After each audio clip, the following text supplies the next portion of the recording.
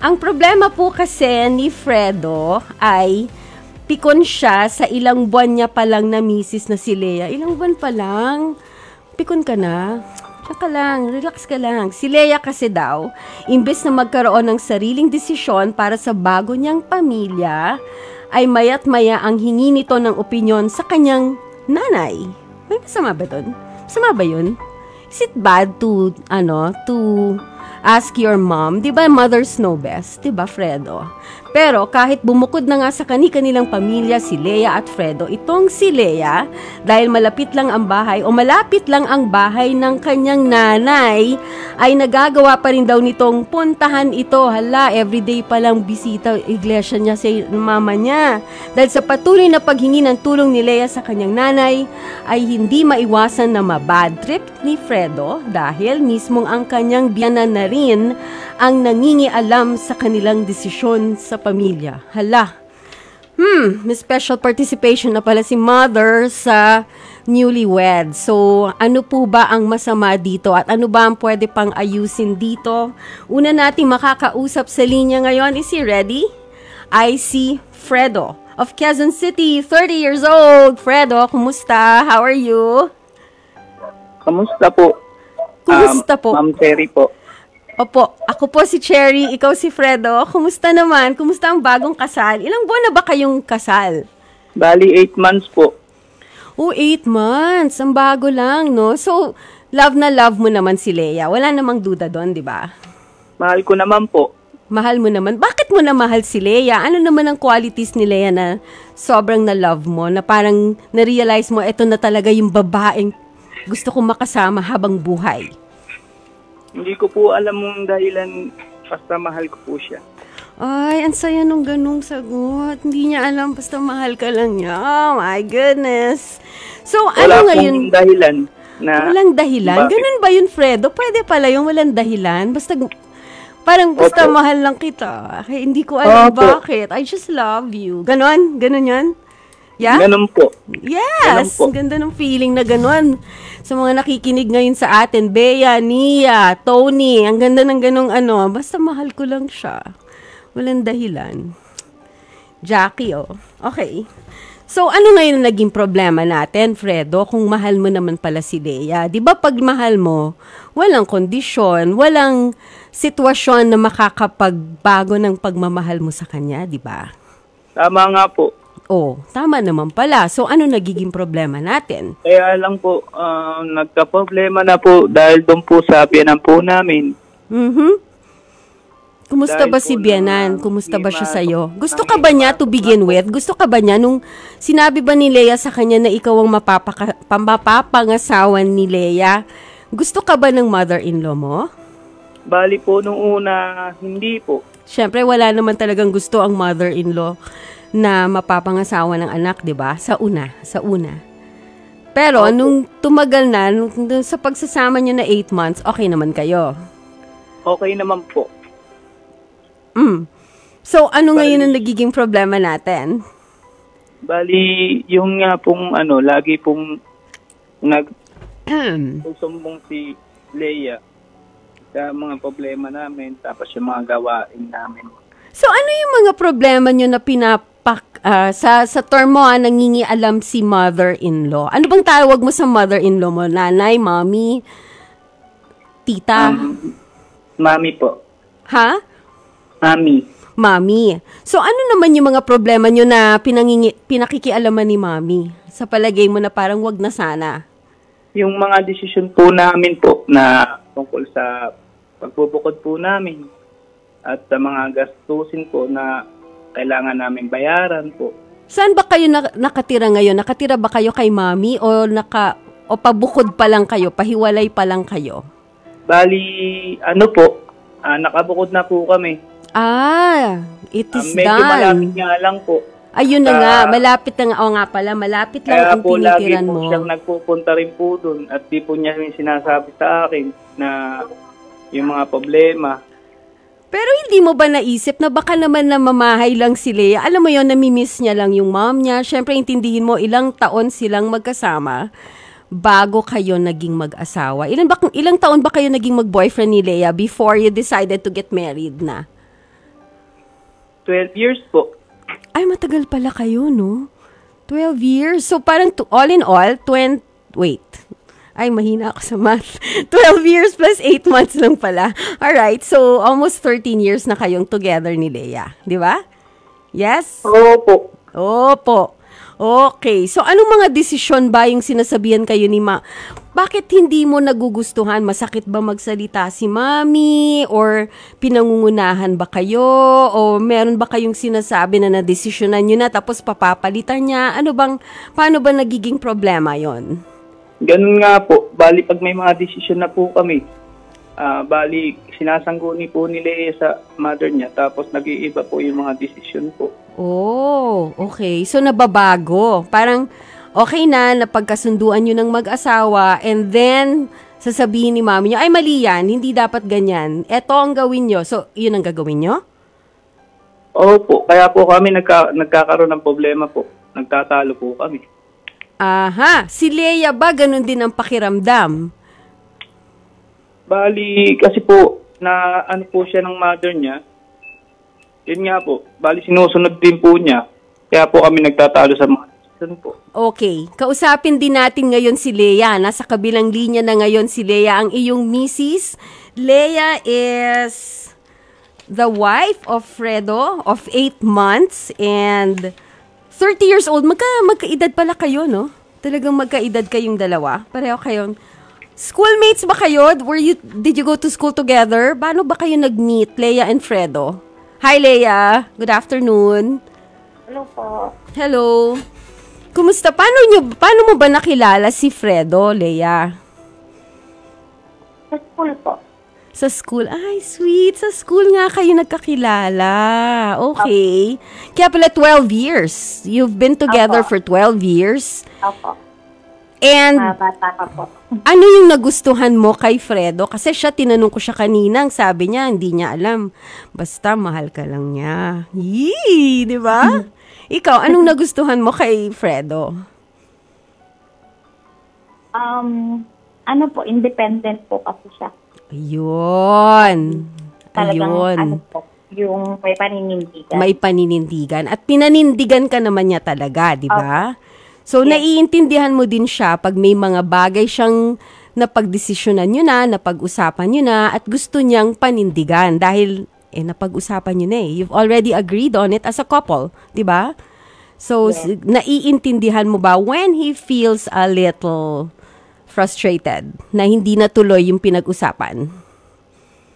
Yes po. Okay, pwede naman kayong mag-usap ngayon. You can talk about it on air if it's okay with you. Ayusin natin yan kung makakatulong ako, Fredo and Leia. Pag-usapan natin kung paano natin maaayos na si Mommy, who is the mom of Leia, na hindi naman natin matatanggal sa buhay ni Leia, Fredo, kasi alam naman natin na syempre, ang mga nanay laging nakaalala yan sa anak. Hindi natin maaalis yon, di ba?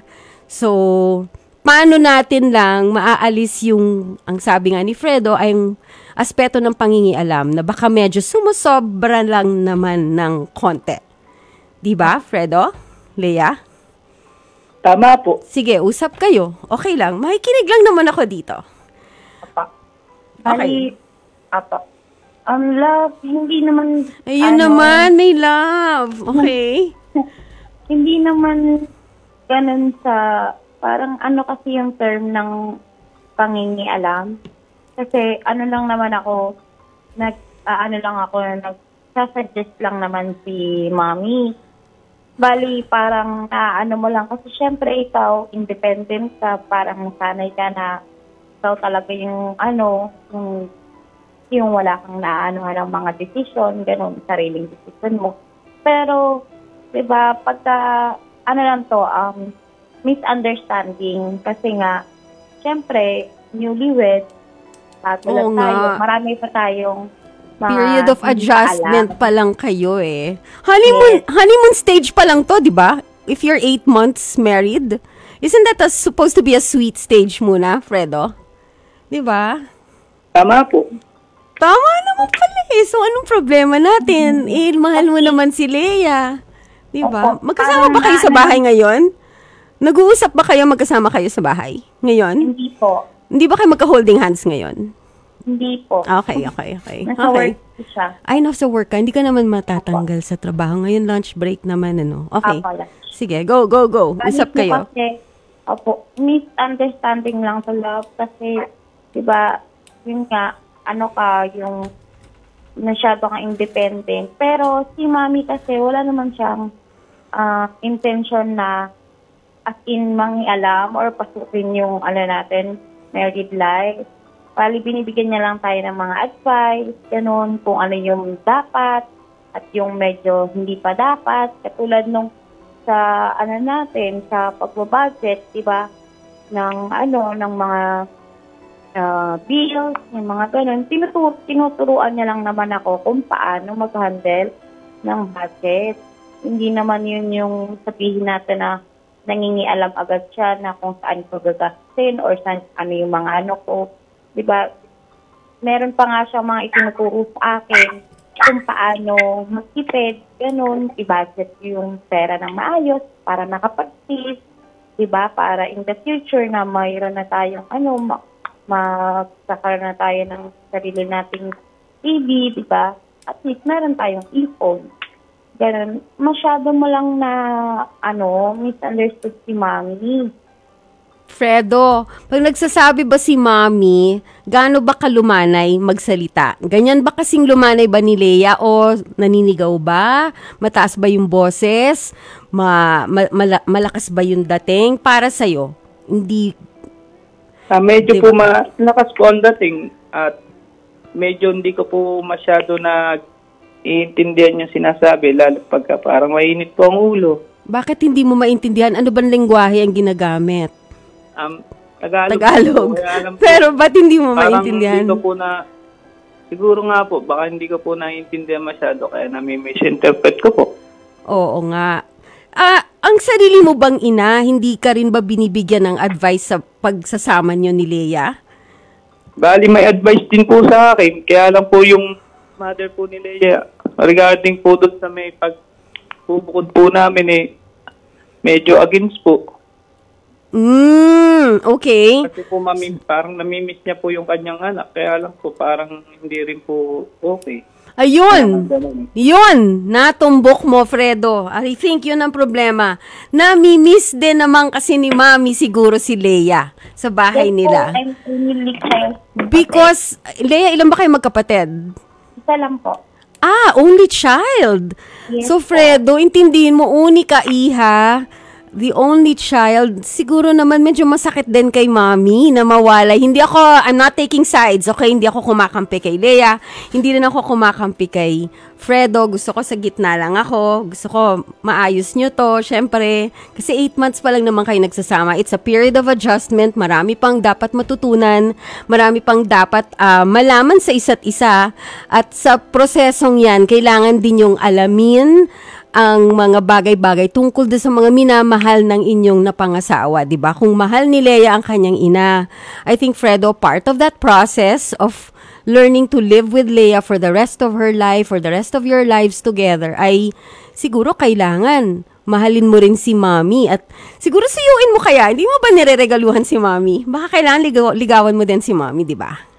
What do you think? Ganun po, bali na magkasundo naman po kami kahit pa. Ayun. Put yourself in the shoes of your mommy and your nanay. Yung nanay mo, anong tawag mo sa nanay mo ba? Nanay po. Nanay, okay. So, yung nanay mo, namimiss ka dahil simula nung bumukod kayo ni Lea, I'm sure ganun din ang feeling ni Mommy. They only mean well. Walang ina na naghangad, walang magulang na naghangad ng hindi maganda para sa anak. Lalo na kung alam nilang napangasawa yung minamahal ng mga anak nila sa isa't isa. So, I think the best way to deal with this, Fredo and Lea, is to just understand each other. But you also have to put your foot down. I think kailangan ding malaman ni Mami kung hanggang saan lang. Ma, kuha na namin to. Gets na namin to, Ma. Okay na to. Kaya na namin to. Parang I think by setting the parameters, 'di ba? Merong boundaries na hanggang saan lang siya pwedeng mangialam or hanggang saan lang niyo kakailanganin ng kanyang payo o ang kanyang tulong. Siguro that has to be made clear to her. Lea, I think that you would be the best person to do that dahil ikaw ang may kilala sa nanay mo, sa mommy mo, di ba? Tama nga po. I think dapat lang, ang sasabihin mo lang, Ma, kuha na namin to, Ma. Alam mo naman si Fredo naman, independent naman yan. Magaling naman gumawa ng paraan yan. Kaya na namin to, yakan na to, hindi na to, okay na to. Relax ka lang dyan. Kalma lang, Ma, kalma lang. Okay na to, kaya na namin to. Di ba ganon? What do you think? Yes po. So 8 months at this point, I wish you well. I wish you have all the love in the world. I hope magka-baby kayo soon.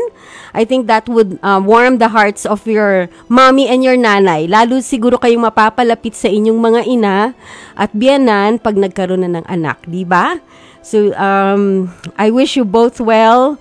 Ano bang heart decision ni na Fredo at Leia sa HEART story natin for today? Approve po. Approve po. Approve na approve. Ako din, approve na approve ako sa inyo. Kasi fan ako ng true love eh. Fan ako ng mahal ko siya no matter what. Fan ako ng mahal ko siya basta lang. Hindi ko alam bakit, basta mahal ko siya. Gustong gusto ko yung sagot na yon, Fredo. And for that, I wish you well. I hope you're both going to be happy with and without your nanay and mommy at home. Pagka bumisita, akapin ng mahigpit, Fredo. Pakisamahan ng mabuti ang nanay ng iyong asawa dahil nanay niya yun eh. Siya nagluwal kay Leia eh, di ba? Kaisa-isang anak, mahalin mo. Gusto lang naman niya, alagaan mo lang mabuti. Okay? Alright. Leia, happy ka naman? Thank you po. Salamat po. I love you naman kayo sa isa't isa. Let's end this by professing your love for each other. Congratulations. Love you. Thank you, Leia and Fredo.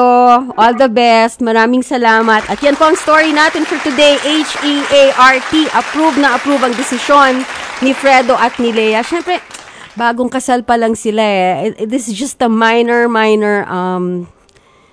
problem, if it's a problem in the marriage. And I think as they go along, malalampasan nila to. At saka wala naman talagang kontrabida sa pagsasama kung hindi nyo hahayaan, di ba?